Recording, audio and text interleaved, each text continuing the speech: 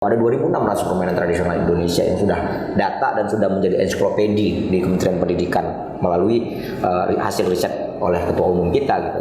Tetapi permainan ini bisa dimainkan dimanapun. Contoh main peta umpat, main congklak, atau main engklek, main karet, itu bisa dimainkan di rumah. Ya kan, pertanyaannya siapa yang ingin mengajak anak, siapa yang bisa mengenalkan kembali permainan ini. Nah, kalau untuk konsepsi pelestarian, nah ini penting. Jadi konsepsi pelestarian itu, permainan ini harus dimainkan oleh masyarakat banyak. Ngobrol bareng Orbit, kami obrolkan, Anda simpulkan. Pemirsa Medan Orbit yang setia, kita berjumpa kembali dalam program podcast Ngorbit, Ngobrol bareng Orbit. Topik pembahasan kali ini mengenai olahraga tradisional, tanggung jawab siapa. Bersama kami saat ini sudah hadir Bung Agustin Sastrawan Harahap, SPD MPD, yang merupakan ketua kelompok pencinta olahraga tradisional Sumatera Utara atau KPOT, dan juga dosen Fakultas Ilmu Keolahragaan Universitas Negeri Medan. Selamat datang di kantor redaksi harian Orbit. Selamat datang, terima kasih Bang undangannya. Jadi Bung Agus Sastrawan ini merupakan ketua KPOT yang pertama ya? Ya. Yang pertama di Sumatera Utara. Dari tahun berapa itu? 2020. Dari tahun 2020 ya. Jadi selama mengemban KPOT, apa yang menginspirasi Bung Agus tertarik dengan lembaga KPOT ini? Karena seperti kita ketahui kan, KPOT ini dibandingkan kalau kita bicara dengan organisasi olahraga yang lainnya kan mungkin lebih prestis gitu kan. Nah, apa kira-kira yang menjadi inspirasi Bung Agustin lah mau mengambil KPOT Sumatera Utara ini? Ya, sedikit mungkin Bung Eka, karena saya mau bercerita dulu. Kita ini lahir dari komunitas yang bergerak dalam rangka penyelamatan budaya bangsa. Jadi komunitas permainan tradisional dulunya yang dibentuk pada tahun 2012. Nah, KOTI sendiri itu terdiri dari 744 ya komunitas yang ada di Nusantara seluruh Indonesia. Jadi semangat kita dalam rangka melestarikan kearifan lokal, permainan rakyat dan olahraga tradisional. Nah, 2017 saya ditunjuk sebagai pemegang mandat di Sumatera Utara dengan nama KOTI, Komunitas Olahraga Tradisional. Nah, di situ kita mulai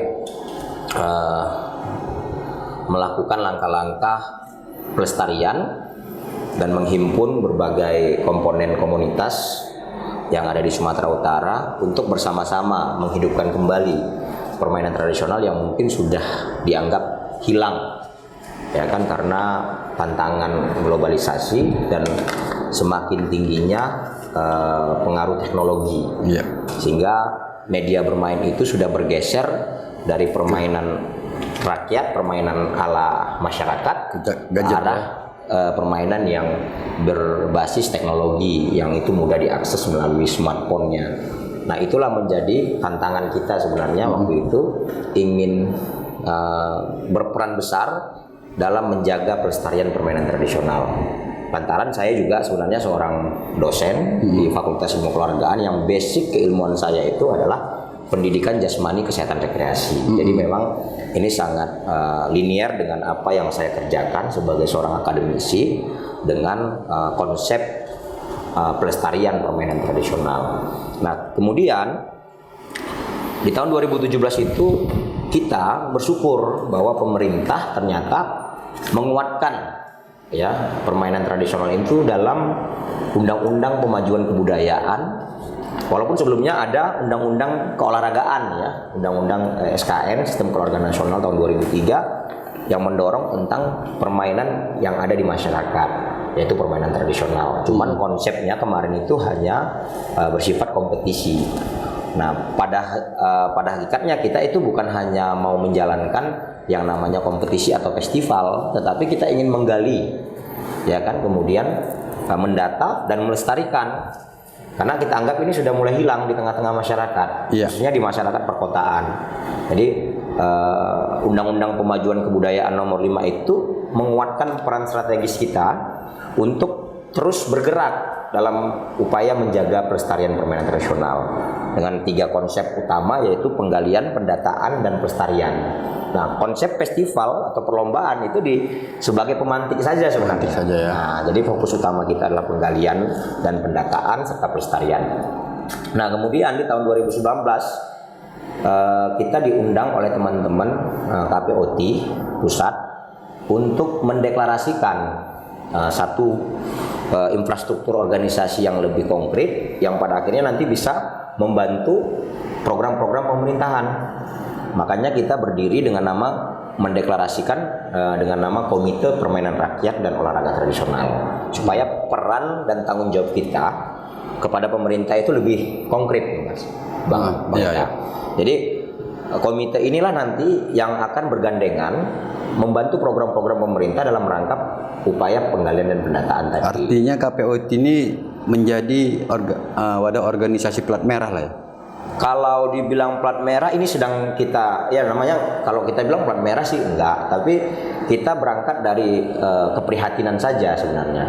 Jadi kalau diakui atau tidak diakui oleh pemerintah provinsi tergantung mereka melihat apa yang sedang kita lakukan dan apa kebermanfaatan yang kita lakukan. Jadi secara kelembagaan kita sifatnya kemandirian, mandiri dan profesional. Nah, begitu pemerintah ingin melibatkan kita dalam urusan-urusan yang sifatnya pendukungan terhadap pendataan, penggalian tadi, kita siap membantu. Bahkan kalaupun pemerintah tidak memberikan anggaran, KPOT siap bekerja gitu. Jadi kita tetap bergerak, terus tumbuh, ya alhamdulillah kita sudah berjalan di seluruh provinsi, bahkan di Sumatera Utara itu sudah ada 26 kabupaten kota terbentuk. Ya kita ikut terus bergerak di tengah-tengah masyarakat.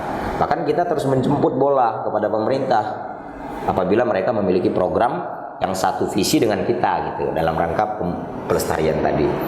Nah, jadi memang 2019 kita sudah mengikrarkan diri menjadi sebuah komite. Namun kemarin kan kita bukan terbentur ya, tapi bagi kita COVID itu hikmah juga gitu.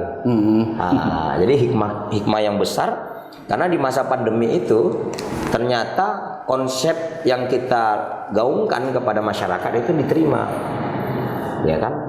Konsep bermain di masa pandemi, kemudian juga kita laksanakan diskusi dengan ruang lingkup keluarga. Jadi 2019 itu 2020 itu momentum penting bagi KPOT dalam rangka itu. Jadi ada momentum yang tepat. Di Indonesia sendiri, Bung Agus, ada berapa jumlah permainan olahraga tradisional ini? Kebetulan saya perkenalkan dulu Ketua Umum KPOT Pusat itu Kang Jaini Alim, Bang Eka. Jadi Kang Jaini ini, beliau itu seorang akademisi juga dari Institut Seni Budaya Indonesia yang hidupnya itu memang meneliti tentang permainan-permainan rakyat dan olahraga tradisional di Indonesia. Jadi hasil penelitian dan pendataan beliau menemukan 2.600 permainan tradisional yang ada di Nusantara. 2.600. Di Sumatera Utara sendiri? Nah, dari data 2.600 itu kemarin kita sudah melihat data di Sumatera Utara itu ternyata ada 340 permainan tradisional yang ada di Sumatera Utara. Nah, 340. Nah, kita memiliki 33 kabupaten kota kan pada saat itu kan. Jadi luar biasa sebenarnya jumlah permainan tradisional itu. Hasanahnya luar biasa. Ditambah lagi memang kita kaya dengan etnik, ya kan? Kita punya 8 etnik Sumatera Utara yang ini menjadi kekuatan sebenarnya, dan pastinya permainan tradisional itu pasti banyak. Nah, dari 2.600 yang ditemukan oleh Ketua Umum kita di pusat, kita ternyata kemarin menemukan lagi ada 15 permainan tradisional khas Sumatera Utara. Nah, ini jadi yang belum terdata di 2.600. Di 2.600 ada penambahan nantinya. Nah, itu sedang kita lakukan penjagaan dan pengawalan sekaligus melakukan kajian-kajian strategis terhadap jumlah permainan yang kita temukan. Itu masih di wilayah Toba. Nah, di Toba. Belum lagi nanti kita akan gali di Simalungun misalkan, atau di Langkat misalkan, atau di Sedimpuan dan lain-lain. Jadi sangat banyak Bang Eka. Intinya memang semangat kita adalah bagaimana melakukan terus penggalian, upaya-upaya pencarian permainan tradisional yang mungkin sudah hilang. Tadi Bung Agus mengatakan KPUT ini sifatnya adalah organisasi independen gitu kan. Dari hasil atau dari sepengetahuan Bung Agus lah, lembaga pemerintahan, departemen pemerintahan yang erat kaitannya dengan KPUT ini di kementerian mana? Ya, jadi sebenarnya kita itu bisa berafiliasi dan bisa berkolaborasi dengan banyak kementerian. Nah, kalau di amanah Undang-Undang Pemajuan Kebudayaan ada 6 lembaga pemerintahan dan kementerian yang sebenarnya harus mendukung ini. Nah, contoh misalkan saya bilang Kementerian Pemuda dan Olahraga. Nah, ada mereka juga menggunakan Undang-Undang Pemajuan Kebudayaan yang nomor 5, objek pemajuan kebudayaan itu sebagai bagian dari olahraga masyarakat, olahraga tradisional misalkan. Kenapa? Di 10 OPK, objek pemajuan kebudayaan yang ada di dalam Undang-Undang nomor 5 itu, permainan rakyat dan olahraga tradisional itu ada 2 OPK, Bang Eka. Jadi peran KPUT itu sebenarnya strategis di sini, karena memang itu amanah undang-undang yang harus dijalankan oleh pemerintah, baik pusat, daerah, provinsi maupun kabupaten kota. Jadi di Kemenpora itu ada, walaupun undang-undang ini diterbitkan oleh Kementerian Pendidikan dan Kebudayaan. Ya, melalui Ditjen Kebudayaan. Di Kementerian Pendidikan dan Kebudayaan, kemudian di Kementerian Ekonomi Kreatif, kaitannya dengan apa? Pariwisata ya. Ekonomi kreatif ini kaitannya dengan bagaimana permainan tradisional itu pada akhirnya menjadi ekonomi kreatif. Dari mulai media bermainnya, peralatannya, itu kan dibuat oleh masyarakat. Egrang, panahan, kemudian terompa, itu kan yang dibuat oleh masyarakat. Tidak dijual di toko-toko itu, Bang Eka. Ya, benar. Tapi bergeraklah sistem perekonomian di tengah-tengah masyarakat, UMKM katakan, yang bisa mendorong itu menjadi sebuah alat yang digunakan oleh masyarakat luas. Nah, jadi ekonomi kreatif juga masuk. Pemberdayaan perempuan dan anak, Kemen PPA juga terlibat ya, dalam pendukungan ini harusnya. Kenapa? Karena semua upaya yang kita lakukan adalah dalam rangka untuk menyelamatkan generasi, khususnya anak-anak, baik di tingkat PAUD, ya kan, SD, SMP, SMA. Kemen PPA ini punya peran strategi sebenarnya ketika bisa menggandeng kita KPUT dalam rangka penyelamatan generasi dari apa, misalkan kenakalan remaja, ya kan, kemudian apalagi tindakan-tindakan kriminal, ya, ataupun persoalan karakter. Jadi memang ini berkaitan. Kemudian Kementerian Pariwisata, karena memang bagian dari permainan tradisional itu bisa menampilkan sebuah atraksi, maka Kementerian Pariwisata itu juga berperan sebenarnya, bisa menggandeng KPUT. Kemudian apalagi Kementerian Perindustrian misalkan. Kemudian apalagi Kementerian BPIP termasuk Badan Pembinaan Ideologi Pancasila, bahwa nilai-nilai permainan rakyat dan olahraga tradisional itu sangat erat kaitannya dengan nilai-nilai Pancasila. Maka selama ini juga kita bekerja sama dengan komponen kementerian ini, baik di tingkat pusat maupun pemerintahan. Nah, pada akhirnya kita sebenarnya melihat bahwa peran pemerintah dalam menjaga keutuhan kebudayaan itu adalah peran yang sangat besar dan memiliki tanggung jawab besar. Nah, kalau artinya kami sebagai orang yang ada di belakang pemerintah, artinya komunitas atau komite yang bergerak untuk membantu mereka lah dalam Ngobrol bareng Orbit, kami obrolkan, Anda simpulkan. Jadi selama memegang KPUT Sumut ini tentunya kan banyak kendala, apalagi merintis. Apa saja kendala lah yang dihadapi Bung Agus sendiri atau respon dari pihak pemerintah tentang kehadiran KPUT ini gitu? Ya, satu situasi misalkan begini Bang, karena memang kita paham bahwa COVID kemarin itu membuat beberapa hal yang tentunya bisa menjadi dukungan kita untuk terus bergerak itu kan terkendala. Karena banyak anggaran-anggaran pemerintah yang ternyata dialihkan untuk pencegahan COVID. Ada banyak refocusing anggaran. Tetapi waktu itu kita nyaris tidak mengeluh ataupun tidak merasa ada kendala yang berarti, karena memang kita bisa melaksanakan kegiatan ini melalui nah ini satu sisi keuntungan sebenarnya kalau kita mau bicara tentang manfaat, dampak dan yang lain-lain terhadap pengaruh teknologi juga. Jadi ini juga punya manfaat juga sebenarnya. Jadi kita bukan mengatakan bahwa smartphone ini, teknologi ini hal yang negatif, tetapi pada saat itu ini menjadi sebaran informasi yang mudah pada akhirnya bisa dikonsumsi oleh masyarakat. Iya, benar. Nah, melalui media-media teknologi kemarin kita mengkampanyekan bagaimana pentingnya permainan tradisional itu hadir di tengah-tengah masyarakat, khususnya di lingkup keluarga. Kenapa? Karena memang dunia anak itu dunia bermain, Bang Eka. Nah, anak-anak di masa pandemi itu kesulitan mendapatkan akses permainan. Kenapa? Karena dihalangi oleh situasi. Bahkan orang tua itu sangat takut anaknya keluar rumah karena takut tersebar virus COVID pada saat itu. Nah, pada saat itu momentum itu kita manfaatkan untuk mengkampanyekan bagaimana konsep bermain itu hadir di masyarakat, khususnya di rumah-rumah gitu. Sebenarnya kalau bagi orang tua, ini kan pengalaman yang sudah mereka lalui di masa kecilnya. Benar. Permainan tradisional ini adalah permainan yang mereka juga lakukan pada saat itu. Saya yakin dan percaya tumbuh kembang karakter, kepribadian, kemudian leadership, kemudian juga perilaku itu bisa dibentuk dalam permainan. Banyak riset yang mengatakan bahwa akibat anak-anak atau di masa kecil kita sering bermain permainan tradisional, maka terbentuklah karakter yang tangguh di masa depan gitu kan. Jadi pada saat itu kita mengkampanyekan kembali kepada orang tua bahwa pentingnya permainan tradisional itu hadir di tengah-tengah keluarga. Jadi orang tua itu kita ajak untuk menyiapkan waktu luang mereka untuk bermain pada anak-anaknya. Kenapa? Karena dunia anak dunia bermain. Pekerjaan anak adalah pekerjaannya bermain.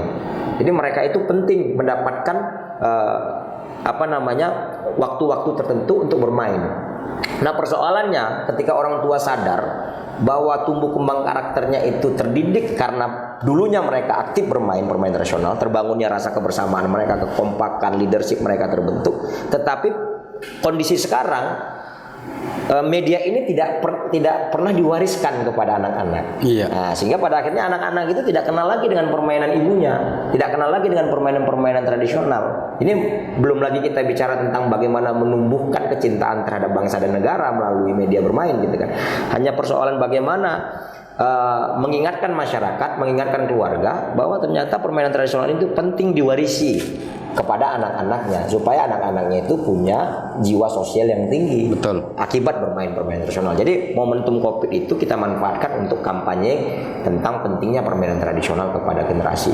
Jadi kalau kita bilang tantangan, nyaris nggak ada tantangan karena setiap perilaku atau setiap kegiatan yang kita lakukan itu memang tumbuh dari kesadaran kita untuk menggerakkan, untuk menyelamatkan generasi dari hal-hal yang negatif akibat pengaruh teknologi dan pengaruh lingkungan yang pada akhirnya dengan bermain mereka lupa dengan gadgetnya, dengan bermain mereka terbangun interaksi sosialnya, dengan bermain mereka terbangun jiwa kepemimpinannya, dengan bermain mereka terbangun rasa kebersamaannya, sportivitas dan yang lain-lain. Inilah yang penting. Jadi makanya kita pun kalau ditanya sekarang, Bang Eka bilang tadi ada nggak kendala yang berarti? Enggak, kita enggak. Karena kita memang prinsipnya ingin mengembalikan itu gitu. Jadi kalaupun hari ini pemerintah belum sepenuhnya memberikan dukungan, ya kita nggak ada masalah gitu. Yang penting kita tetap bergerak. Di samping itu juga bagian dari keilmuan saya nih Bang Eka. Iya. Jadi kita nggak punya beban yang besar dalam persoalan dukungan ataupun tidak didukungnya oleh pemerintah. Jadi selain kemajuan teknologi, hari ini juga kan keterbatasan ruang bermain anak di lingkungan juga sangat terbatas. Iya. Kan? Kalau menurut saya pribadi mungkin arena bermain untuk memperkenalkan permainan olahraga tradisional ini lebih tepatnya di lingkungan sekolah, karena anak menemukan teman-teman sebayanya. Iya, benar. Nah, sejauh ini ada tidak KPUT pernah mengusulkan atau bagaimana langkah yang dilakukan KPUT agar ini bisa menjadi olahraga wajib di sekolah gitu, permainan wajib di sekolah. Jadi terima kasih Bang Eka, ini yang penting sebenarnya ingin saya sampaikan bahwa sebenarnya ruang bermain itu tidak ada batasan. Ya, dia anak-anak ini bermain bisa dimanapun sebenarnya, terutama di rumah. Hanya saja sekarang siapa yang mau mengajak mereka untuk bermain, atau siapa yang mau memfasilitasi mereka bermain. Karena permainan tradisional itu tidak ada dijual di mana pun ya. Dia beraneka ragam. Ya, dia banyak sekali. Contoh kita tadi sampaikan bahwa ada 2.600 permainan tradisional Indonesia yang sudah data dan sudah menjadi ensiklopedi di Kementerian Pendidikan melalui hasil riset oleh ketua umum kita gitu. Tetapi permainan ini bisa dimainkan dimanapun. Contoh main peta umpat, main congklak, atau main engklek, main karet, itu bisa dimainkan di rumah. Ya kan, pertanyaannya siapa yang ingin mengajak anak, siapa yang bisa mengenalkan kembali permainan ini. Nah, kalau untuk konsepsi pelestarian, nah ini penting. Jadi konsepsi pelestarian itu permainan ini harus dimainkan oleh masyarakat banyak. Nah, makanya kemarin kita punya program yang namanya pembentukan pangkalan olahraga tradisional di sekolah. Jadi pembentukan pangkalan olahraga tradisional itu kita harapkan bahwa ruang bermain anak itu dibuka seluas-luasnya. Kenapa? Memang lingkup pendidikan atau sekolah itulah tempat berkumpulnya anak. Benar. Di samping mereka mendapatkan pendidikan, mereka mendapatkan pengetahuan, tetapi pengetahuan itu bisa didapatkan mereka dengan cara bermain. Ada konsep Merdeka Belajar yang hari ini dicanangkan oleh pemerintah melalui Menteri Pendidikan. Konsep Merdeka Belajar itu implementasinya adalah dengan menggerakkan anak-anak. Betul. Dengan mengajak anak-anak itu bermain. Nah, ini tergantung bagaimana kreativitas guru dalam memberikan dukungan terhadap anak-anak itu, memberikan fasilitas mereka bermain. Nah, konsep utama yang kita bangun hari ini adalah hadirnya pangkalan olahraga tradisional di sekolah. Jadi Pangkotrat itu kita harapkan menjadi media tempat untuk berhimpunnya atau berkumpulnya anak-anak bermain dengan ada fasilitatornya, dengan ada instrukturnya, dengan ada mentornya gitu. Jadi anak-anak itu bermain juga bukan hanya mengenal permainan sebagai bahan untuk mendapatkan kegembiraan, tapi permainan itu bisa menjadi alat edukasi. Ya kan, terbangunnya sebuah motivasi diri, terbangunnya sebuah rasa sportivitas tadi. Nah, ini yang harus dimunculkan kepada anak-anak. Makanya penting ketika sekolah hari ini membentuk yang namanya pangkalan olahraga tradisional sekolah gitu. Sudah berapa banyak Pangkotrat yang dibentuk oleh KPUT Sumut?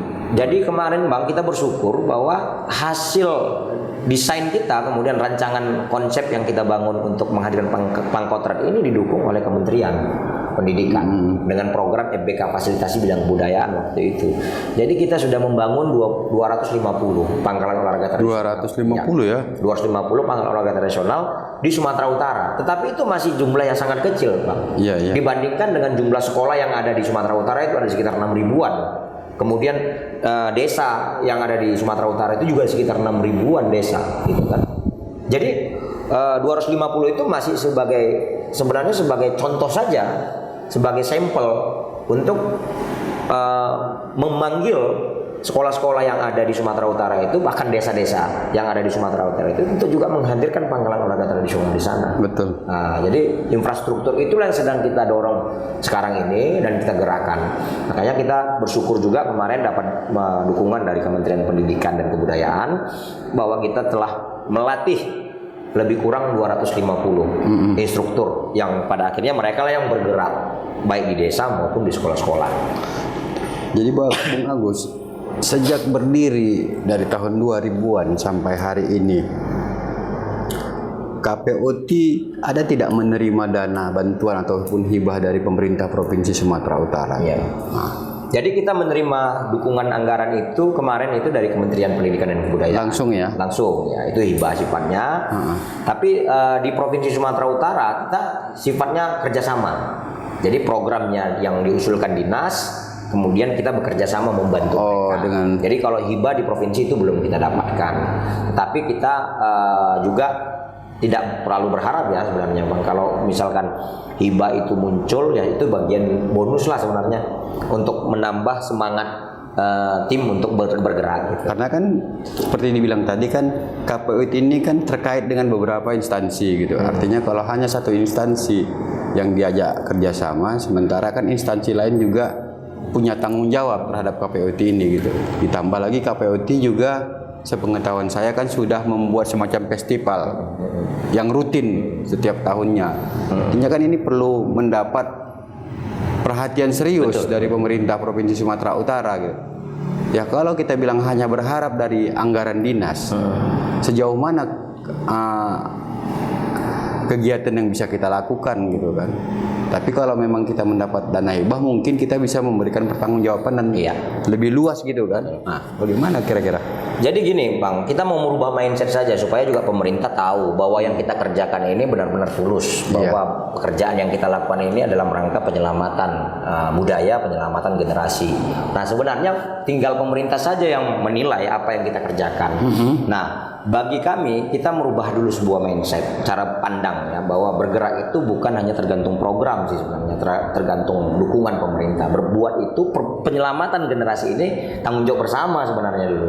Tanggung jawab kami sebagai seorang yang memang menggeluti tentang permainan tradisional, yang memahami tentang penggalian dan pelestarian itu, karena kami turun di masyarakat. Nah, tanggung jawab pemerintah sebenarnya adalah memiliki sama sebenarnya menjadi tanggung jawab mereka juga untuk bisa menyelamatkan budaya, menyelamatkan generasi. Nah, kalau mereka punya persamaan dalam visi itu, maka nggak usah diminta pun pemerintah ini wajib menganggarkan itu gitu. Dan mereka melihat bahwa KPOT siap untuk melakukan gerakan itu, ya berikan dukungan itu kepada KPOT. Nah, walaupun mereka pada akhirnya kan berpikir bahwa terbatasnya sumber daya yang ada di pemerintah. Jangan begini loh Bang, kadang-kadang kita lucu bahwa gini, pemerintah ini sebagai pemegang anggaran, pengelola anggaran. Kemudian mereka menjalankan anggaran, kemudian mereka pula mengevaluasi dirinya gitu. Ini kan salah sebenarnya. Betul. Tugas pemerintah itu adalah melihat potensi masyarakat, komunitas-komunitas yang tumbuh di masyarakat, kemudian mereka menyalurkan anggaran itu kepada masyarakat, komunitas itu. Bukan mereka sebagai penerima anggaran, mereka jadi panitianya, pengusulan anggaran, mereka sebagai pelaksana juga, mereka pula yang menjadi auditornya, monitoringnya, evaluasinya. Ini kita bilang ini kan jeruk makan jeruk jadinya gitu kan. Iya benar. Padahal sebenarnya banyak sekali komunitas yang tumbuh di masyarakat yang itu belum dapat sentuhan dari pemerintah.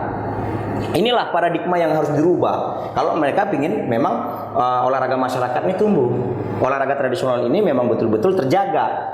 Bukan semata-mata karena program kita KPOT ini Bang, dari mulai tahun 2020 bergerak itu tanpa ada dukungan pemerintah. Ya kan? Kita dapat bahkan dari dukungan pemerintah pusat melalui kementerian. Kenapa? Karena memang mereka melihat komitmen kita, keinginan kuat kita dalam mengawal ketahanan bangsa lewat budaya. Waktu itu temanya memang ketahanan bangsa. Nggak ada yang salah di situ. Ketahanan inilah yang memang perlu. Maka saya bilang kepada teman-teman di KPOT, kita nggak usah bergantung kepada pemerintah. Kita buat saja. Nanti kan pemerintah juga yang lirik kita. Kalau mereka menganggap bahwa mereka tidak sanggup menjalankan program yang berkaitan dengan dukungan terhadap masyarakat, maka mereka cari komunitas-komunitas itu.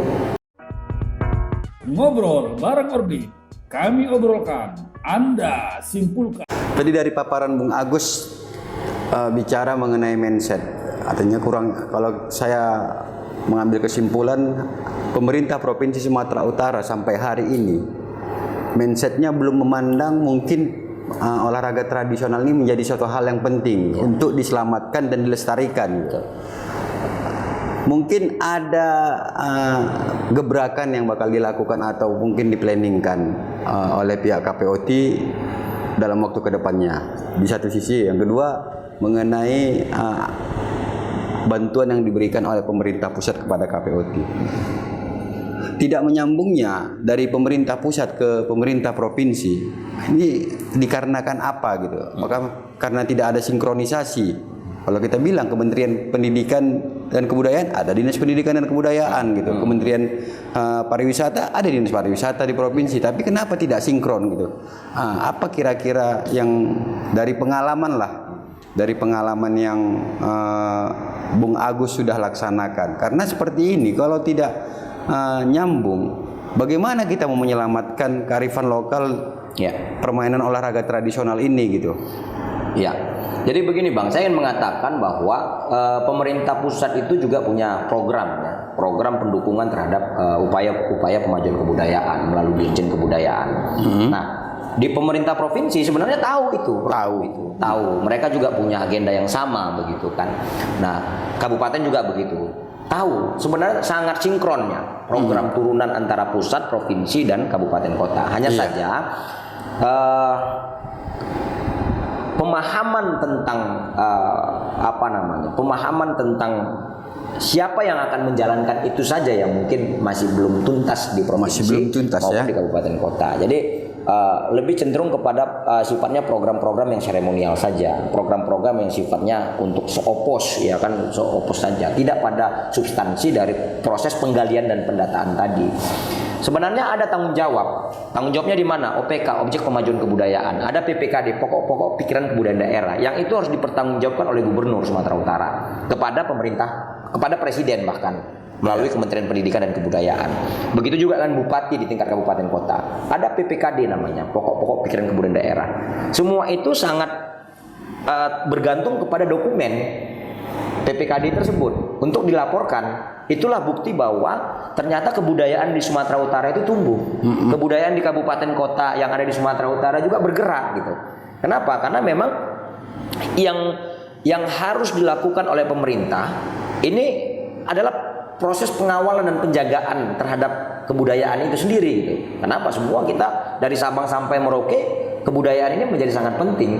Inilah adaptasi masyarakat yang harus terus dijaga. Supaya apa? Tetap terjaga nasionalisme, tetap terjaga kebinekaan, tetap terjaga rasa persaudaraan. Bicara tentang NKRI, nah ini tanggung jawab bersama sebenarnya, Bang.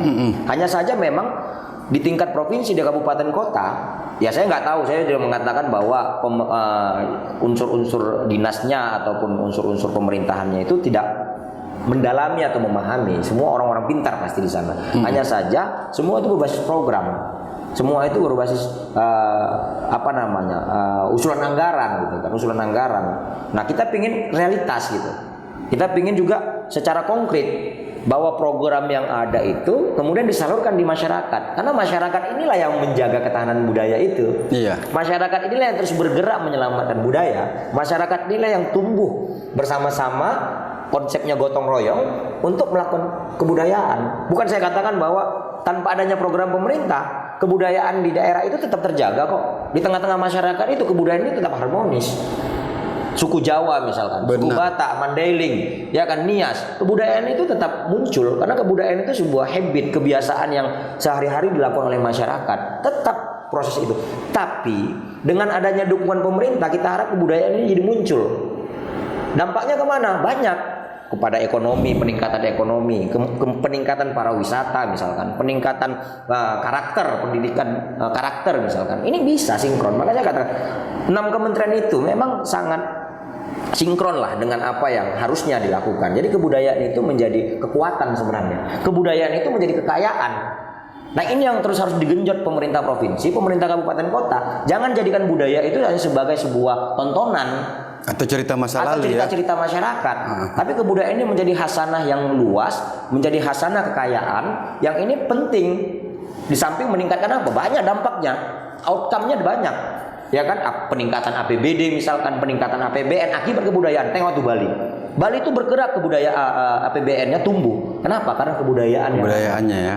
Banyak masyarakat mancanegara, turis mancanegara, bahkan turis lokal datang ke Bali hanya untuk menikmati bukan hanya panorama keindahan alamnya, tapi menikmati hasanah kebudayaan yang tumbuh di sana. Di sana masyarakatnya main gasing, di sananya masyarakatnya beribadah, di sana masyarakatnya main layang-layang. Jadi agenda-agenda kebudayaan itu tumbuh. Jogja misalkan, kenapa mereka menjadi prioritas kebudayaan dunia, prioritas kebudayaan nasional, bahkan internasional? Karena mereka menjaga betul kebudayaan itu menjadi suatu kekuatan, satu kekayaan, sehingga pada akhirnya mereka tumbuh. Ya kan, bukan hanya persoalan mereka itu punya sumber daya alam, tapi mereka mempunyai sumber daya kebudayaan yang kuat. Bahkan Sumatera Utara sendiri, kabupaten kotanya, kalau kita melihat hari ini kan banyak yang memang bisa menonjolkan kearifan-kearifan lokal itu kan. Betul, Bang. Jadi ini salah satu misalkan bukan ketimpangan ya kan. Iya. Hari ini memang betul, dan Toba itu menjadi salah satu super prioritas prioritas untuk pemajuan kebudayaan. Iya. Kan. Tapi bukan berarti hanya Danau Toba gitu. Ada Langka, Kabupaten Langkat misalkan, kabupaten-kabupaten yang lain yang memang itu kebudayaannya masih berjalan, Pak. Masih berjalan sangat. Tapi ada nggak dukungan pemerintah pusat, pemerintah provinsi maupun kabupaten kota itu untuk meningkatkan? Jangan nanti muncul gini, kita ini Sumatera Utara ini gini, Bang. Ketika ada dukungan pemerintah pusat kepada satu daerah, yang lain jadi lemah semangatnya. Nah, kami nggak pernah dapat dukungan. Tapi mereka nggak mau bergerak, menunjukkan bahwa kami juga layak didukung loh. Kami layak bergerak loh gitu. Contoh Labuan Batu Selatan, Batu Bara, itu masih ada. Labuan Batu Selatan itu masih ada dulu peninggalan kerajaan yang konon katanya itu kerajaan tertua juga di Sumatera Utara, Bang. Sekarang itu tinggal hanya bangunan-bangunan runtuhan gitu. Tidak bisa dilestarikan sebagai cagar budaya. Nah, itu kan penting juga didukung oleh pemerintah pusat, khususnya pemerintah provinsi lah yang mereka memang ada di daerah ini gitu, yang tahu. Dan kabupaten kota. Jadi semua ini harus jemput bola, Bang, sebenarnya. Kabupaten kota memang harus mempersiapkan bahwa mereka layak untuk mendapat dukungan dari pemerintah pusat. Di samping nanti ada APBD yang mereka punya, mereka kembangkan ini menjadi sebuah ikon lokal, menjadi sebuah objek pemajuan kebudayaan dan cagar budaya. Nah, semua ini harus beriringan. Provinsi juga mengeluarkan juga dukungan itu gitu. Nah, siapa yang mereka harus lakukan? Kan pemerintah berapa orang lah staf di dinas, Bang? Cuma 3 orang 4 orang gitu kan. Itu pun ada juga tenaga honor. Nggak mampu. Maka kalau memang mereka mau maju budayanya, libatkan itu sanggar-sanggar, libatkan itu komunitas-komunitas, libatkan seperti kita ini komite yang siap turut terjun, yang siap bergerak, ya kan, tanpa ada embel-embel yang lain gitu. Nggak ada kepentingan politik lah. Kita nggak mau bicara tentang kepentingan politik dalam bicara kebudayaan. Ini menjadi tanggung jawab kita, menjadi tanggung jawab bersama. Jadi ide brilian yang buah pikir KPOT ini mungkin secara proses administrasi pemerintahan gitu kan, apakah sudah pernah dilemparkan ke DPR untuk bagaimana bisa ditampung atau dibuat semacam kegiatan khusus yang difasilitasi oleh pemerintah Provinsi Sumatera Utara? Ya, kita bersyukur, Bang, tahun 2023 akibat dari gebrakan dan gerakan yang kita munculkan di tahun 2001, 2020, 2022 kemarin. Hari ini pemerintah provinsi sudah mulai melirik, sudah mulai melihat apa yang kita lakukan, bahkan sudah mau melibatkan kita. Ya, tapi itu tadi dengan catatan-catatan gitu kan, dengan arti kita nggak mau, saya katakan bahwa kita nggak mau ini sebatas program. Ini harus ada tindak lanjut. Bukan hanya Provinsi Sumatera Utara aja, yang KPOT provinsi aja yang didukung. KPOT kabupaten kota yang lain juga harus bergerak dan didukung gitu. Jadi jangan hanya misalkan di Sumatera Utara, di Medan saja kita lakukan sebuah atraksi kegiatan misalkan. Tapi kita harus melakukan. Makanya saya mengusulkan kemarin melalui Dinas Kebudayaan dan Pariwisata, kita mengusulkan program pendataan di semua kabupaten kota. Kalaupun tidak bisa ditampung semua kabupaten kota dalam setiap tahunnya, paling enggak 1 tahun itu ada 3 kabupaten kota atau 5 kabupaten kota untuk kita lakukan pendataan permainan tradisional. Karena ini yang penting, Bang, sebagai sebuah ruh bahwa memang ternyata permainan tradisional itu masih ada, masih banyak di daerah gitu. Nah, kita sudah usulkan itu. Kemudian juga kita lakukan pembinaan dan pelestarian, melibatkan seluruh sekolah-sekolah yang ada di Kota Medan, di daerah-daerah gitu kan. Tapi memang tidak hanya sebatas di Sumatera Utara gitu. Kalau bisa kita program itu dialihkan ke daerah gitu. Jadi tanggung jawab pemerintah pusat, pemerintah provinsi sebagai hub jembatan, sama seperti kami. KPOT ini kan Sumut ini kan sebagai jembatan saja. Jembatan, ya, pelaksananya di daerah. Pelaksananya daerah, karena yang punya basis, yang punya masyarakat itu adalah daerah. Betul. Kalau kita hanya menampilkan ide-ide kreatif, gerakan kebudayaan, kemudian hal-hal yang mungkin menjadi inspirasi dan motivasi daerah untuk bergerak dengan hal yang sama dengan kita yang ada di provinsi gitu, Bang. Jadi jembatan kita ini sebagai jembatan penghubung saja gerakan yang tumbuh di masyarakat.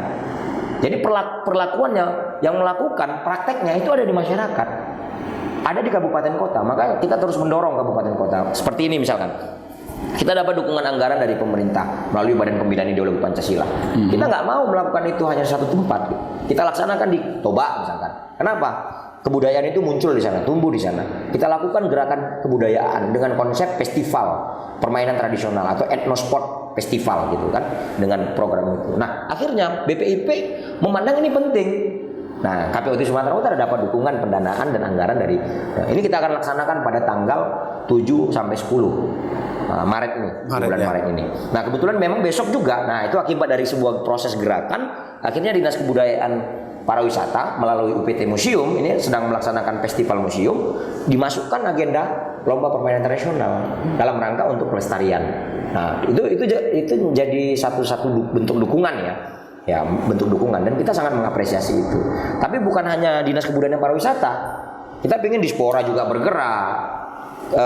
dinas PPPA, pemberdayaan perempuan dan anak bergerak, ya kan, dinas pendidikan juga bergerak, kemudian dinas koperasi dan usaha kecil menengah juga bergerak. Semua harus bergerak untuk mendukung ini ya. Jangan lempar-lemparan bang. Saya pernah mengalami itu gitu. Kita datang ke Kemen apa namanya? Kami nggak punya anggaran. Dinas PMK, dinas PPPA. Oh ini kan gaweannya Dispora katanya gitu kan. Kita datang ke Dispora, dia bilang begini bang, oh nggak mungkin satu lembaga ngurusi 2 organisasi katanya pula begitu kan. Bingung juga kita.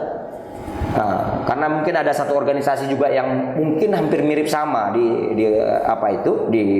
dalam naungan Dispora itu. Jadi sampai pada akhirnya kita kemana lah kita mau berjalan gitu kan. Iya. Bukan mau minta anggaran sebenarnya, mau memberitahukan bahwa kami itu hadir untuk membantu kalian gitu loh kira-kira.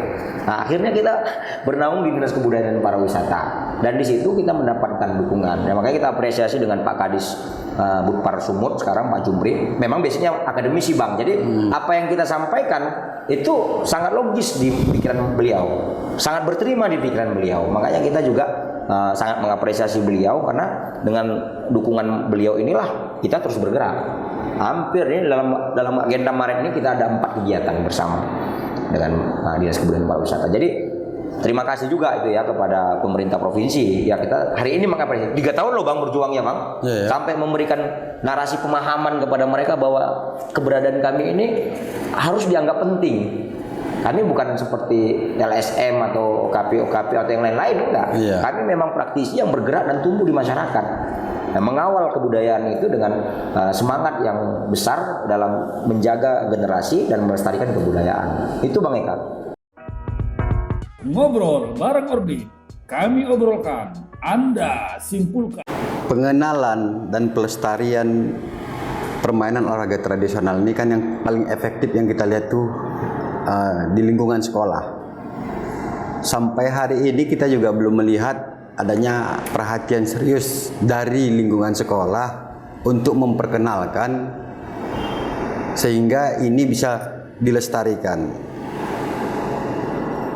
Murid hanya mengenal mungkin permainan tradisional itu 1 tahun sekali, itu pun dalam rangka 17 Agustus. Kalau memang dipertandingkan misalnya terompah gitu kan, yang paling sering itu kan terompah gitu kan, terompah beregu gitu.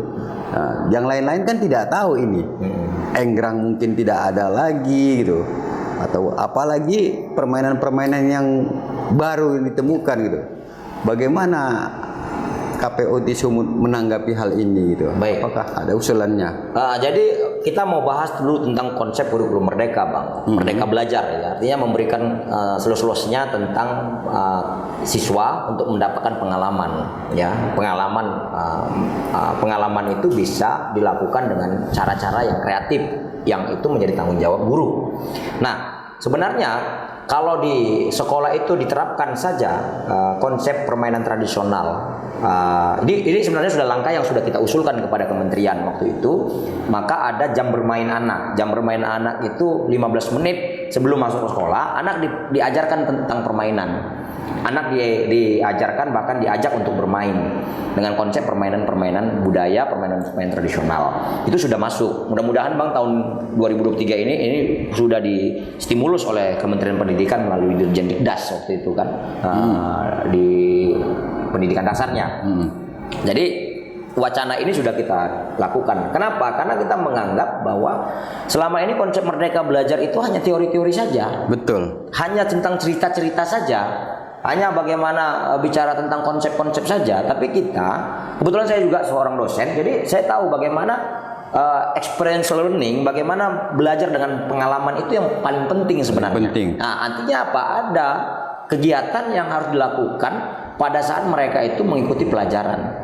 Guru PJOK bisa memasukkan materi permainan tradisional kepada siswa. Jadi bukan hanya olahraga-olahraga yang sifatnya bola kaki, bola kasti, bola voli, itu saja turun temurun. Kalau gurunya kreatif mungkin itu bisa dibina menjadi atlet. Tapi kalau gurunya yang males-malesan, paling dia kasih bola, paling dia kasih voli, dia suruh anaknya bermain saja gitu loh. Ini sekarang bagaimana tanggung jawab guru melihat situasi anak.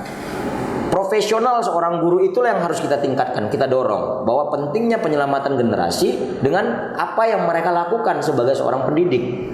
Nah, kalau saya sebagai seorang ketua komite mendorong bagaimana permainan tradisional ini menjadi sebuah media bermain anak-anak. Untuk apa? Karena prinsipnya anak-anak hobinya bermain, Bang. Betul. Pekerjaan mereka bermain, maka mereka ini harus didekatkan dengan permainan-permainan, tapi dengan nuansa edukasi gitu loh.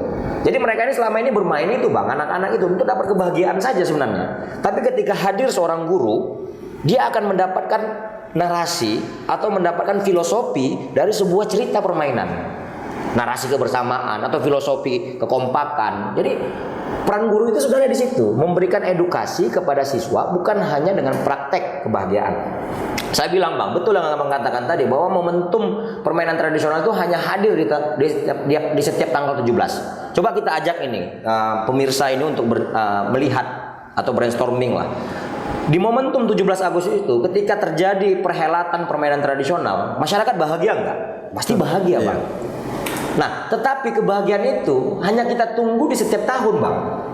Kalaulah kebahagiaan itu kita siapkan dia di setiap hari, setiap minggu, setiap bulan, ini kan menjadi satu yang menarik sebenarnya. Benar. Jadi kalau kita dorong permainan tradisional ini hadir setiap hari, setiap minggu atau setiap bulan, maka kebahagiaan itu akan hadir setiap hari, Bang. Jadi tidak harus menunggu 17 Agustus kita mendapatkan kebahagiaan. Kalau kita ingin mendapatkan puncak kebahagiaan itu momentumnya mungkin 17 Agustus. Disitulah ajang kompetisi itu dikemas. Disitulah ajang kompetisi. Akibat dari perlakuan mereka mendapatkan kebahagiaan, kita akan dorong mereka kepada ke arah prestasi misalkan di momentum 17 Agustus. Ini kan 17 Agustus itu hadir lomba-lomba saja, Bang. Iya.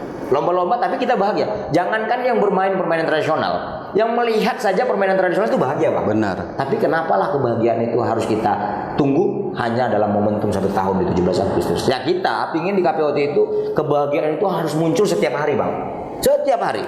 Caranya bagaimana? Inilah kita sedang mendorong kepada Kementerian Pendidikan untuk menghadirkan permainan ini paling tidak 15 menit sebelum jam pelajaran dimulai.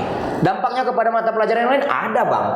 Kita riset dimanapun, kita lakukan penelitian. Dan banyak pakar-pakar psikologi, bahkan pakar-pakar pendidikan melakukan riset terhadap permainan tradisional, ternyata berdampak kepada psikologi anak, tumbuh kembang karakter anak, intelijensinya, intelektualnya, baik dari aspek kognitif, afektif, dan psikomotoriknya, sangat berdampak. Jadi apalagi yang harus apalagi yang harus ditunggu gitu. Lakukan permainan tradisional ini sebagai alat tumbuh kembang karakter, sebagai alat penyelamatan generasi, sebagai alat untuk menumbuhkan kecintaan masyarakat terhadap budaya. Khususnya anak-anak. Siapa yang mau menyelamatkan generasi, Bang? Semakin tinggi pengaruh teknologi, semakin tinggi pengaruh sosial, semakin tinggi pengaruh budaya luar yang masuk ke Indonesia. Kalau kita tidak mempertahankan itu, nah tinggal bagaimana kemasannya. Nah disinilah KPOT hadir. Jadi permainan ini dianggap hanya sebatas sebuah permainan, tapi ketika kita hadir ini mengemasnya menjadi sebuah permainan yang sangat menarik, yang tumbuh di masyarakat, sehingga ini menjadi habit, sehingga ini menjadi pekerjaan rutin, sehingga ini menjadi hal yang penting. Jadi tumbuh kembang permainan tradisional ini juga tergantung bagaimana kita mengemasnya, Bang. Jangan kita ketinggalan dengan gadget ini, pengaruh teknologi. Karena nggak gampang, Bang. Semua ada di sini, Bang. Permainan tradisional, permainan apapun ada di sini. Jadi inilah cara kita.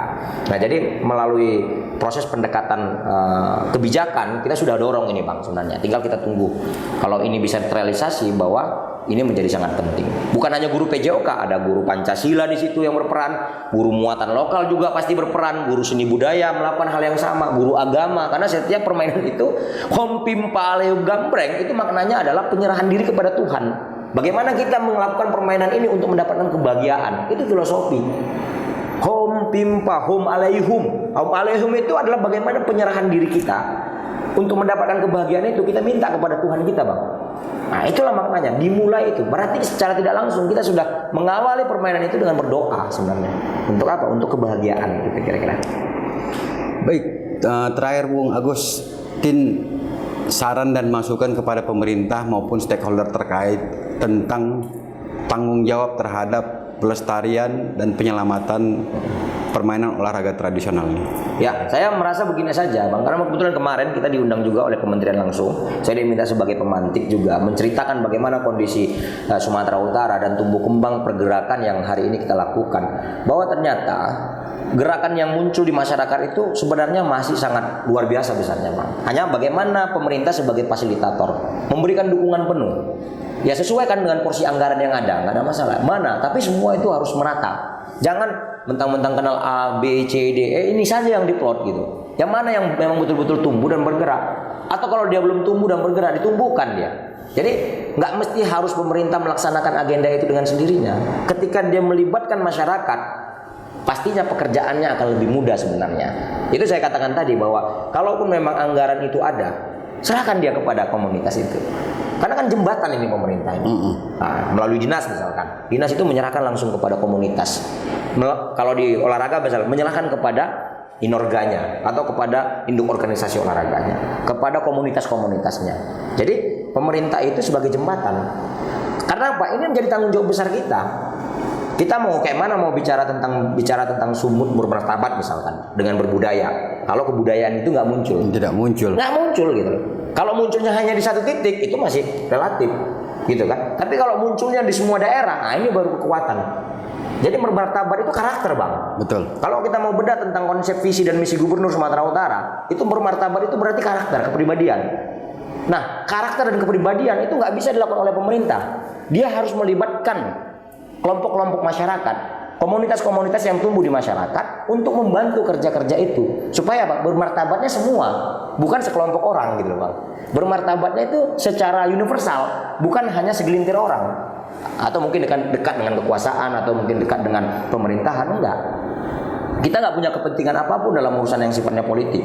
Walaupun sebenarnya ini bisa jadi alat politik sebenarnya. Olahraga budaya ini, Bang, ketika dilakukan di grassroots, dikuatkan di tengah-tengah masyarakat, ini luar biasa ini, Bang, antusias masyarakat yang muncul. Kalau mau dijadikan alat politik juga boleh, silakan gitu. Nah, tapi jangan bawa nama KPOT gitu, karena kita individu, karena kita independen.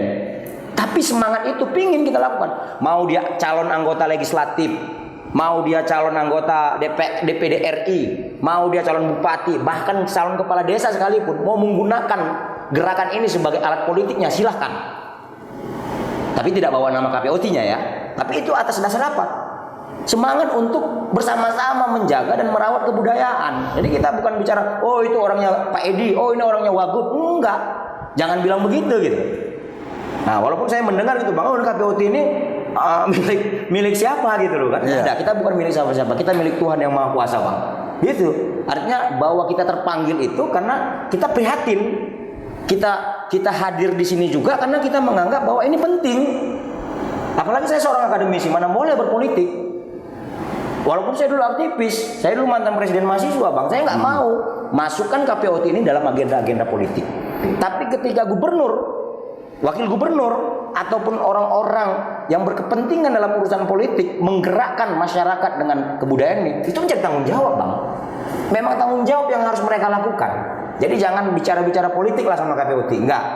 Nah gitu, jangan bicara. Kita kalau mau melibatkan kita sudah ada komunitas. Ayo ajak mereka, bergerak mereka bersama-sama. Itu yang paling penting sebenarnya, Bang. Jadi sampai pada posisi kita begini, Bang. Kita mau menghidupkan infrastruktur organisasi itu dengan menghadirkan sebuah nuansa desa itu, Bang, menjadi sebuah desa wisata yang berbasis kearifan lokal. Ada beberapa yang sudah kita lakukan, contohnya di Pematang Johar. Kita bangun pangkalan olahraga tradisional di sana. Kemudian di desa Tanjung Rejo, kemudian di desa Palunaga, itu sudah kita lakukan pembinaan, Bang. Supaya ini bisa menjadi bagian dari atraksi kebudayaan yang muncul di tengah-tengah masyarakat, melibatkan generasi-generasi anak-anak, baik anak-anak SD, PAUD, bahkan PAUD, SD, SMP, SMA, untuk belajar tentang bagaimana membudayakan kembali permainan tradisional. Maka seperti yang bilang, ini bisa menjadi bagian dari atraksi. Contoh misalkan, kita sudah mengkreasikan, Bang, tari Melayu itu dengan menggunakan rompah. Sudah. Jadi tari Melayu, tapi anak-anak itu bergeraknya itu dengan menggunakan trompa. Bayangkan rumitnya itu bagaimana, Bang. Tingkat akselerasi kebersamaannya itu bagaimana coba. Nah, itu sudah kita lakukan. Egrang, menari egrang dengan menggunakan pakaian adat. Sudah. Jadi kita di OPK itu ada 10 tradisi musik, tradisi tari, ya kan? Itu sudah kita kolaborasi, Bang. Karena prinsip yang harus kita katakan sekarang ini adalah akselerasi dan kolaborasi. Bagaimana kita mengenalkan budaya kepada masyarakat luas, bahkan masyarakat internasional dengan gerakan-gerakan yang rekreatif, sehingga ini menjadi daya tarik, sehingga ini menjadi ikon, sehingga ini bisa menjadi penampilan yang menarik untuk bisa ditonton oleh banyak masyarakat. Disitulah muncul kebudayaan itu sebagai suatu kekayaan, Bang. Disitulah muncul kebudayaan itu sebagai satu kekuatan. Disitulah kebudayaan itu menjadi sebuah spirit kebersamaan. Nah, kebudayaan itu luar biasa, Bang, bahasanya. Bahkan kalau kita mau tanamkan nilai-nilai ideologi Pancasila kepada orang-orang yang bermain permainan tradisional itu bisa. Menanamkan nilai ketuhanan, kemanusiaan yang adil beradab, persatuan, kerakyatan yang dipimpin, kemanusiaan yang adil beradab, keadilan sosial bagi seluruh rakyat Indonesia itu ada dalam permainan-permainan tradisional. Jadi itulah makanya kenapa ini menjadi satu hal yang sangat penting. Ngobrol bareng Orbit, kami obrolkan, Anda simpulkan.